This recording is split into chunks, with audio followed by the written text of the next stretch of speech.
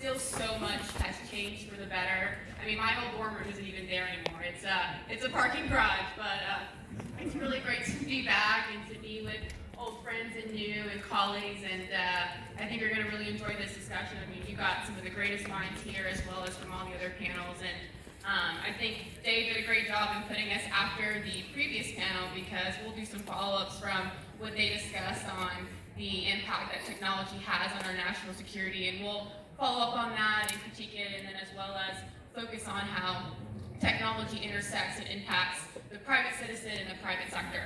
So quick introductions. I'm Jordan Haley. Like I said, I graduated from Liberty University over a year ago. And from my graduation from here, I started working at the White House in the Office of Presidential Personnel, and I rose to becoming the External Relations Director for that office. And then about a year after that, I moved over with these guys to the Department of Defense, where I worked in special operations and counterterrorism for a while.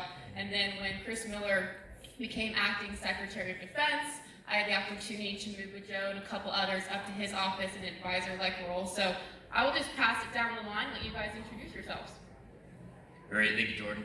Good morning, folks. Joe Francescan here. But before I introduce myself, I think I just have to embarrass Jordan here.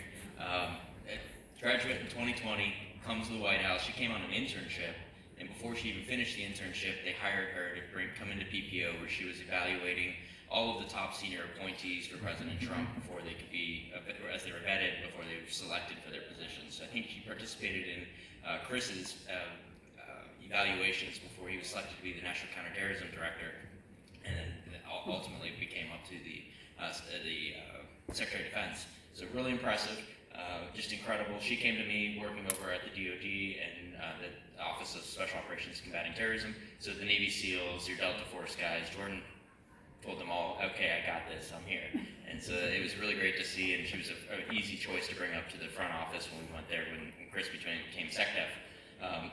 One of the best things, and I know this embarrasses her, I used to have Navy captains and Army colonels who would come to me complaining about how hard Jordan was making them work. And I thought this was just fantastic. And I think it really speaks to the credibility of Liberty University and the governance school, and the school of government rather, and of the quality of people that they put out here. So I appreciate you all welcoming down here to campus and to inviting us here to be able to participate in this. It's really a great honor. And Jordan, it's wonderful. You're a great testament for the student body and for folks that are coming up behind you.